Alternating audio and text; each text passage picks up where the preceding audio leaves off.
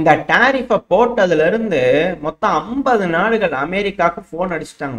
ஓடி வந்துகிட்டு இருக்காங்க. கான்டாக்ட் எஸ்டாப்ளிஷ் பண்ணதுக்கு ட்ரை பண்ணிட்டு இருக்காங்க. அண்ணா பிஸியா இருக்காங்க. பதட்ட நிலையிலே வச்சுக்கணும் அப்படிங்கிறதுல தெளிவா இருக்காங்களோ என்னமோ தெரியல. போட்டாங்க டாரிஃபை, அப்புறம் அந்த நாடுகள்லாம் கூப்பிடுவாங்க, பேசுவாங்க, எல்லாம் பண்ணதானே செய்வாங்க. அதனால 50 நாடுகள் தானா அப்படிங்கிற கேள்விகள் இருக்கு. ஏன்னா இதுவே யூரோப்ல இருக்கக்கூடிய நாடுகளே வந்துருவாங்க அப்படிங்கிறது போல இருக்கு. இது எப்படியோ ஆனா 50 நாடுகள் பெருமளவில் ஃபோன் பண்ணி அந்த பதட்ட நிலையை வச்சுக்கிட்டே இருக்கிறாங்க. இப்போ எலான் மஸ்க் அவர்கள் தரப்புல இருந்து வந்து பார்த்தீங்கன்னா ஸ்டேட்மெண்ட்ஸ் வர ஆரம்பிச்சிருக்கு. அதாவது யூரோப்புக்கும் அமெரிக்காவுக்கும் 0 ட்ரேடு டாரிஃப் வரணும் அப்படிங்கிறது போல அவர் தப்புன்னு சொல்லிக்கிறாரு. 0 டாரிஃப் டே அப்படின்னு. அதாவது ட்ரேடு சர்ப்ளஸ் இருக்கலாம் யூரோப்பியன் யூனியனுக்கும் அமெரிக்காவுக்கு. அதாவது அமெரிக்கா ஏற்றுமதி கம்மியா இருக்கலாம், யூரோப்போட ஏற்றுமதி அமெரிக்காவுக்கு அதிகமா இருக்கலாம். அது கவலையா இல்லை போல தெரியுது. ஆனா பத்தாவதுக்கு அதுவே பிரச்சனை தான் அமெரிக்காவுக்கு. பத்தாவதுக்கு அமெரிக்காவோட பொருட்களுக்கு நீங்க வரி அதிகமா விதிக்கிறீங்க, அதுதான் எங்க சிக்கல் அப்படிங்கிறது போல இவர் தரப்புல இருந்து இருக்கு. எலான் மஸ்க் அவர்களோட காரை இவங்க யூரோப்ல விற்கிறதுக்கு வரி இல்லாம வேணும். அது 0 டாரிஃப் டே அப்படிங்கிற சொல்றாங்க. அது எக்கனாமிக் ஜோன்ஸ்லாம் உருவாக்கப்படும். இதுக்கப்புறம் யூரோப்பியன் யூனியனோட அமெரிக்கா இணைஞ்சு செயல்படுறது அதிக அளவில் வாய்ப்பு இருக்கு. இதுதான் நெகோசியேஷன். அதாவது ஃப்ரீ ட்ரேட் அக்ரிமெண்ட் போடுறதுக்காக அவங்க ஒரு இதை ரெடி பண்ணி, அதுக்கப்புறம் மற்ற நாடுகள் கிட்ட போய் ட்ரம்ப் அவர்கள் பேசுறாரு அப்படின்னா அவங்க ஒன்று ரெடி பண்ணி 2 பேரும் உட்காந்து பேசி மியூச்சுவலாக ஒரு அக்ரிமெண்ட் எடுக்கிறது ஒரு ரகம். அமெரிக்கா ஒரு படி கீழே இறங்குறாங்கன்னா இவங்க ஒரு படி கீழே இறங்கி போய் உட்காந்து பேசுறது ஒரு ரகம். அதைத்தான் சொல்ல வந்து இப்போ என்னடானா இவர் ஒரு பிரச்சனையை ஆரம்பிச்சு விட்டார். அது பிரச்சனையா அந்த நாடுக்கு மாறும்போது அந்த நாடு வந்து எங்களுக்கு பிரச்சனையா இருக்குங்கன்னு சொன்னா அப்படியா இப்போ இது போல செஞ்சுக்கலாமா, பிரச்சனை கம்மியாகும் அப்படிங்களா, அதட்டும் துணையில நெகோசியேஷன். எப்பவுமே அமெரிக்காவுக்கு வந்து மிரட்டி மிரட்டி பழக்கம் இருக்கிறதுனால அந்த மிரட்டல்லையே நெகோசியேஷன் முடிக்கணும். அந்த ஃப்ரீ ட்ரேட் அக்ரிமெண்ட்டை அமெரிக்கா செய்யணும், பல நாடுகளோடையும் ஒப்பந்தங்கள் போடணும் அப்படிங்கிறதுக்காக இது போல ஒரு ட்ரேடு வர இனிஷியேட் பண்ணிக்கிறாங்க. அதோட முதல் கட்டம் எல்லாரும் பேச்சுவார்த்தைக்கு வர வைக்கணும், வர வச்சாச்சு. ஸோ இப்போ இந்த பேச்சுவார்த்தையில யாருக்கு சக்சஸ் ஆக போகுது, யாருக்கு ஃபெயிலியர் ஆக போகுது. இப்போ அது போல அழுத்தங்கள் கொடுத்து மற்ற நாடுகளை வர வைக்கிறாங்க இல்லையா, அந்த சமயத்துல என்ன மாதிரியான நெகோசியேஷன் இருக்கலாம். டாலரை பிரதானமா பயன்படுத்தணும், இது போல டிரான்சாக்ஷன்ல தான் பெருமளவுல இருக்கணும், அதிகமான கோல்டை கொண்டு வந்து எங்க நாட்டுல கொடுங்க அப்படிங்கிற போல ஏகப்பட்ட நெகோசியேஷன் டீல்ஸை வைப்பாங்களா ட்ரம்ப் அவர்கள் அப்படின்ற கேள்விகள் இருக்கு. ஏன்னா சமீபத்துல ஜெர்மனி 1200 டன்னை கொண்டாங்க அமெரிக்கா அப்படிங்கிற கேட்டிருந்தாங்க இல்லையா, அது போல பல நாடுகளும் கோல்டை வந்து எடுத்துக்கிட்டு இருக்காங்க. ஸோ இப்போ இந்த கோல்டு எல்லாத்தையும் நம்ம வந்து அந்தந்த நாடுகள் அதிக அளவில் வச்சிருக்காங்க, இன்க்ளூடிங் சீனா, ரஷ்யா, இந்தியா, இது போல பல நாடுகளும் கோல்டை சேர்த்திட்டு இருக்காங்க. அந்த கோல்டெல்லாம் எங்ககிட்ட கொடுங்க பார்க்கலாம் அப்படிங்கிற கேட்கறதுக்காக இது போல ஒரு டாரிஃப் வரா அப்படிங்கிற கேள்விகள் இருக்கு. இதுல என்னன்னா இந்த டாரிஃப் வரனால நீங்க எங்களோட போட்டிருக்கிறது மட்டும் இல்லாம இந்தந்த நாடுகளோட நீங்க இந்த டாரிஃப் போடணும் அப்படிங்கிற போல அழுத்தங்கள் வைப்பாங்களா அந்த நாட்டுக்கு. உதாரணத்துக்கு இட்டாலி வந்து பாத்தீங்கன்னா சைனா கூட நல்ல உறவு இருக்கு, அமெரிக்காவோட நல்ல உறவு இருக்கு, நம்ம கூட நல்ல உறவு இருக்கு. இப்போ இந்தியாவோட ஆட்டோமொபைல்ஸ் வர்றதுக்கு இவ்வளோ % வரி போடுங்க, சீனாவோட ஆட்டோமொபைல்ஸ் வர்றதுக்கு இந்த % வரி போடுங்க, நம்மளுக்குள்ள இந்த மாதிரி பண்ணிக்கலாம் அப்படிங்கிறது போல அக்ரிமெண்ட்ஸ்லாம் இதில் இருக்குமா அப்படின்ற கேள்விகள் பதம் வந்துகிட்டு இருக்கு. ஏன்னா எல்லாமே எஸ்போஸ்க்கான சிக்கல் நிறைந்த ஒரு விஷயம்தான் இது. ஏன்னா வர்த்தகத்தை பொறுத்த வரைக்கும் டாலர் மிக முக்கியமா இருக்கணும். டாலருங்கிறது பவரா இருந்தாதான் அமெரிக்கா பிரதானமான ஒரு நாடா இருக்கும். இல்லை அப்படின்னா அந்த 3rd ரேட்டட் கண்ட்ரியா போயிடும் அப்படின்னு ட்ரம்ப் அவர்கள் சொல்றாரு இல்லையா. ஸோ அப்படி வேணும்னா இது போல பல டீல்கள் வேணும். இந்த டீல்கள்லாம் பல நாடுகளும் அக்செப்ட் பண்ணிக்குவாங்களா அப்படிங்கிறத வெயிட் பண்ணி பார்ப்போம் என்ன நடக்க போகுது. ஏன்னா இதுக்கு ஏற்ற மாதிரி மற்ற நாடுகளும் ரிட்டாலியேட் பண்ணுவாங்களே, அதனால அந்த நாடும் பாதிப்படையும் இல்லையா. ஸோ இது போல ஹெமிஸ்பியர் 2 ஹெமிஸ்பியரா இந்த உலகம் பிரியுதுங்கிறாங்க இல்லையா. ஸோ அதுக்கு அமெரிக்கானால முடிஞ்ச வரைக்கும் ஹூக்க போட்டு இழுக்க பார்க்குதா அப்படின்ற கேள்விகள்லாம் அவர் என்ன நடக்க போகுதுன்றதை வெயிட் பண்ணி பார்த்தலாம். அப்படியே ஈரானுக்கு வந்துட்டோம் அப்படின்னா ஈரானுக்கு மேக்சிமம் ப்ரெஷர் அப்படிங்கிறவங்கள இருக்காங்க இல்லையா. இப்போ ஈரான் பேசுவாங்களா அப்படிங்கிறவங்கள கேள்விகள் இருக்கு. அதுக்கு டைரக்டா பேச மாட்டோம் அப்படிங்கிறது போல ஈரான் தரப்புன்னு சொன்னதா மேற்கு மீடியாக்கள் தரப்புலேருந்து வருது.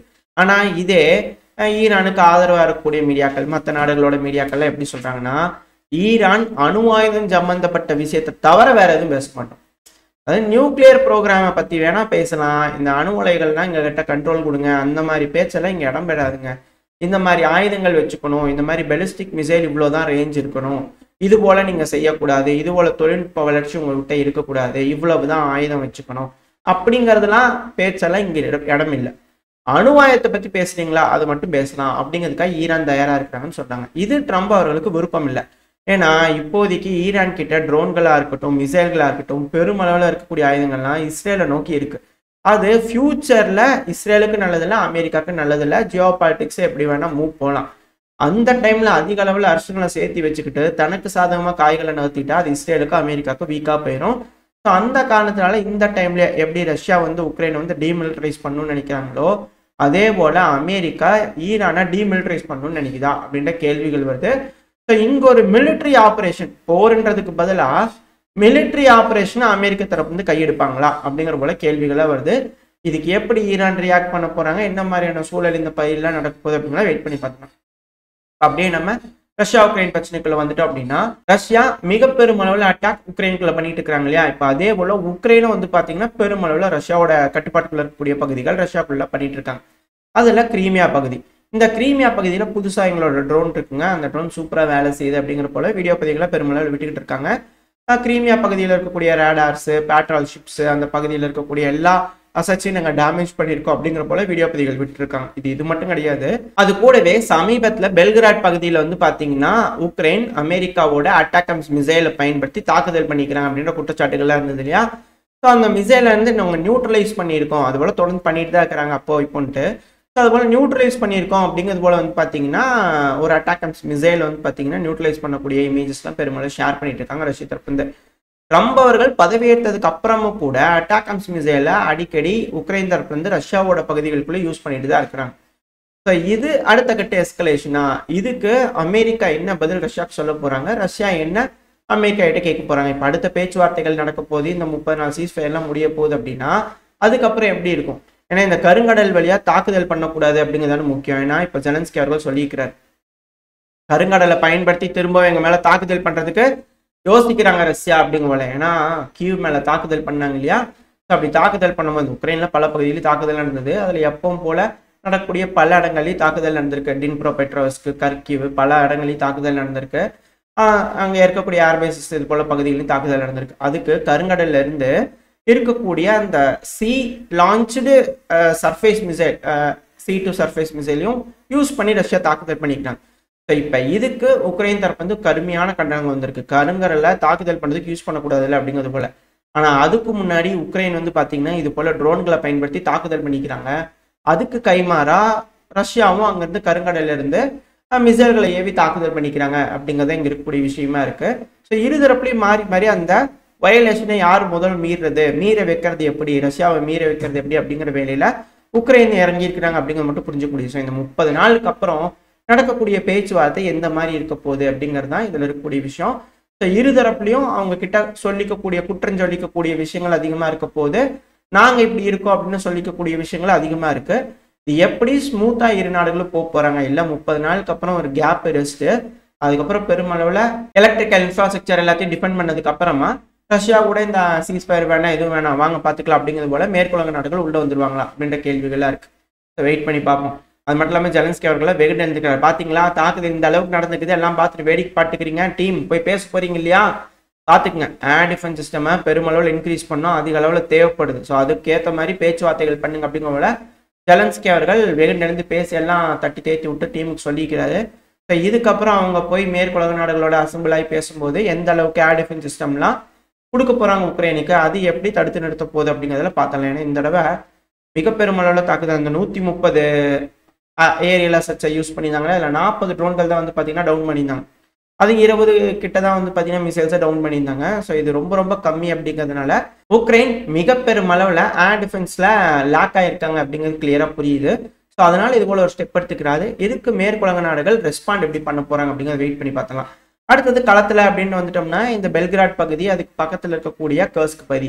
ஸோ இந்த இடத்துல தொடர்ந்து உக்ரைன் தரப்பு வந்து குறைஞ்சிக்கிட்டு இருக்காங்க. அது இந்த குயாவா பகுதியை மீட்டெடுக்கவே கூடாது, அது நம்ம கட்டுப்பாட்டுக்குள்ள வேணும் அப்படிங்கிறத பெருமளவில் ட்ரை பண்ணி பார்த்தாங்க. ஆனால் இப்போ இந்த குயாவோட அட்மினிஸ்ட்ரேஷன் பில்டிங்லாம் ரஷ்யா வந்து கொடியேற்றிட்டாங்க. பெருமளவு சேதங்கள் ஏற்பட்டிருக்கு. பட் இருந்தாலும் அந்த பகுதி வந்து பார்த்தீங்கன்னா மேப்பில் காட்டுற உங்களுக்கு தெரியும், இது மிக முக்கியமான ஒரு பகுதி, இது தனியாக ஐசோலேட் ஆகி இருக்கிற மாதிரியான ஒரு பகுதி. இப்போ இந்த பகுதியிலேயே ரஷ்யா வந்து பார்த்தீங்கன்னா பெருமளவில் அவங்க கட்டுப்பாட்டுகள் எடுத்துட்டாங்க. ஸோ கொஞ்சம் கொஞ்சமாக கிளியரிங் ஆப்ரேஷனில் நடந்துகிட்டு இருக்கு. இந்த கர்ஸ்க்கு கிளியர் பண்ணதுக்கு அப்புறமா என்ன மாதிரியான ரியாக்ஷன் ரஷ்ய தரப்பு இருக்கு அப்படிங்கிறத கேள்வி. அது மட்டும் இல்லாமல் இந்த பசிபிகா இந்த சுமி பகுதியில் சொல்லியிருந்தோம் இல்லையா, அதுல இருந்து முன்னேறி சில பகுதிகளுக்குலாம் வந்துட்டு இருக்காங்கன்ட்டு. இப்போ அந்த பகுதி வந்து பார்த்தீங்கன்னா ரஷ்யா அவங்க கட்டுப்பாட்டுக்குள்ள இருக்குன்னு சொல்லி மினிஸ்டர் ஆஃப் டிஃபென்ஸ் தரப்புன்னு சொல்றாங்க. ஆனால் அதெல்லாம் இல்லை, அங்கெல்லாம் சண்டை நடந்துட்டு இருக்கு அப்படிங்கிற உக்ரைன் தரப்பு வந்து திருப்பி கிளாரிஃபை பண்ணிக்கிறாங்க. ஆனால் அந்த இடத்துல ரஷ்ய வீரர்கள் இருக்கிறது, அந்த இடத்துல உக்ரைன் தாக்குதல் பண்ணுறது, இதெல்லாம் நம்ம பார்த்துக்கிட்டு தான் இருக்கோம். அந்த பகுதி ரஷ்யாவோட கட்டுப்பாட்டுக்குள்ள தான் இருக்குது. இப்போ வரைக்கும் உக்ரைனோட வீரர்கள் போய் என்கேஜ் பண்ணாங்க அப்படிங்கிற எந்த ஒரு வீடியோ ப்ரூஃப் வரல. மேபி ஃபியூச்சரில் வரலாமா இருக்கலாம். என்ன நடக்க போகுதுன்றது பார்த்தோம்னா, களம் மிக பெருமளவில் தாக்குதல் நடந்துட்டு அதில் ரஷ்யா பெருமளவில் முன்னேறிட்டு இருக்காங்க அப்படிங்கிறத இதில் இருக்கக்கூடிய விஷயம். அடுத்தது அப்படியே ஆப்பிரிக்கா கிட்ட வந்துட்டோம்னா சொமாலியா. இது மிக முக்கியமான ஒரு பிராந்தியத்தில் மிக முக்கியமான ஒரு பகுதியாக மாறிட்டு வருது. இந்த சொமாலியாவில் வந்து பார்த்தீங்கன்னா பல டிஸ்பியூட்டட் டெரிட்டரி இருக்குது. சொமாலிலாண்டு, சொமாலியா, புட்லாண்டு, இது போல பல பகுதிகளை பிரிக்கணும் அப்படிங்கிறதால தனித்தனி அரசாங்கம் இருக்குது, அவங்களே இருக்காங்க. பட் ஆனால் அது அங்கீகரிக்கப்படலை. சொமாலியா அப்படிங்கிறது தனி நாடு அப்படிங்கிறது போல தான் இருக்குது, ஒரு நாடு அப்படிங்கிறது போல தான் இருக்கு. ஆனால் அதுக்குள்ளேயே சப்டிவிஷன்ஸ் இருந்து தனி அட்மினிஸ்ட்ரேஷனுக்குள்ள தனித்தனியாக இருக்காங்க. இப்போ இந்த சொமாலியாவில் வந்து பார்த்தீங்கன்னா மொகதிஷோ அப்படிங்கிறது கேபிட்டல். அந்த கேபிட்டல்ல இருக்கக்கூடிய பிரசிடென்ஷியல் பில்டிங் மேலேயே அல்கொய்தால இப்போ போய் மோட்டார் தாக்குதல் பண்ண ஆரம்பிச்சிட்டாங்க. பெருமளவில் சொமாலியாங்கிறது வந்து பார்த்தீங்கன்னா வீழ்ச்சி அடைய போகுது, அந்த இக்கட்டான சூழ்நிலைக்கு வந்துருச்சு. இந்த இடத்துல அமெரிக்கா ஏர் சப்போர்ட் பண்ணி கொடுக்குறாங்க, துருக்கி அவங்களோட ட்ரோனை டெலிவரி பண்ணுறாங்க. இத்தனை நடந்துமே அந்த பகுதியில் அல்கொய்தா மிக பெருமளவில், அல்கொய்தால ஒரு அமைப்பு, ஒரு கிளை அமைப்புன்னு வச்சுக்கோங்களேன், அவங்க பெருமளவில் இந்த இடத்துல கை ஓங்கி இருக்கு. அவங்க கூடிய விரைவில் இந்த சொமாலியாவோட கேபிட்டலை பிடிச்சிட்டாங்க அப்படின்னு சொன்னாலும் ஆச்சரியப்படுறதுக்குல. இதுக்கப்புறம் என்ன மாதிரியான சூழல் இந்த பகுதியில் நடக்கும்? ஆல்ரெடி யமன் ஹவுதிஸே அந்த பகுதியில் பெருமளவு தாக்குதல் பண்ணுறாங்க.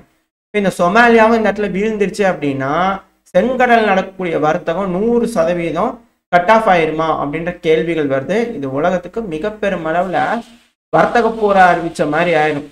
அதாவது எப்படி அமெரிக்கா டேரிஃபை போட்டு எல்லாத்தையும் கட்டுப்படுத்தணும்னு நினைக்கிறாங்க, அது எல்லாமே வேஸ்ட்டு அப்படிங்கிறது போல இந்த சொமாலியாவில் நடந்துருச்சு அப்படின்னா மாறிடும். ஏன்னா வர்த்தகமே நடக்காது, சுற்றி தான் வரணும் போய் ஆப்பிரிக்காவை. ஸோ அதுபோல் சுற்றி வராங்க அப்படின்னாலும் ஏகப்பட்ட செலவுகளாகும்.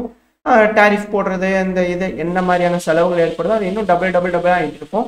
இதனால மக்களுக்கு வந்து பார்த்தீங்கன்னா பெருமளவில் வீழ்ச்சி அடைஞ்சிட்டே இருப்பாங்க. ஏன்னா ஒரு பொருள் கிடைக்குது அப்படின்னா அதோட விலை அதிகமாகும் சுற்றி வர்றதுனால.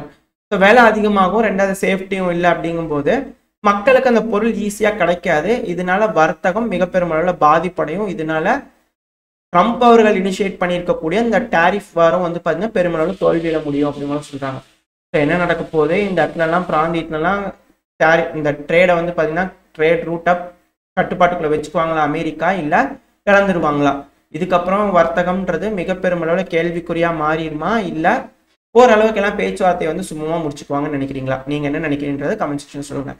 ஓரளவுக்கான தகவல்கள் இந்த பதிவில் பார்த்துருப்போம்னு நினைக்கிறேன். இதோட இந்த பதிவு நான் முடிச்சுக்கலாம். இந்த பதிவு எப்படி இருந்துச்சு, உங்களுக்கு பிடிச்சிருந்தா லைக் பண்ணிட்டு உங்கள் ஃப்ரெண்ட்ஸ் அண்ட் நம்மளோட ஷேர் பண்ணிக்கோங்க. அது கூட மறக்காம இந்த பதிவை பற்றி உங்களோட கருத்துக்களை கமெண்ட் செக்ஷனில் சொல்லுங்கள். இந்த பதிவு நல்லா இருக்குன்ற நம்பிக்கை அடுத்த பையன் சந்திக்கிறேன். அது வரைக்கும் ஸ்டே சேஃப், பை.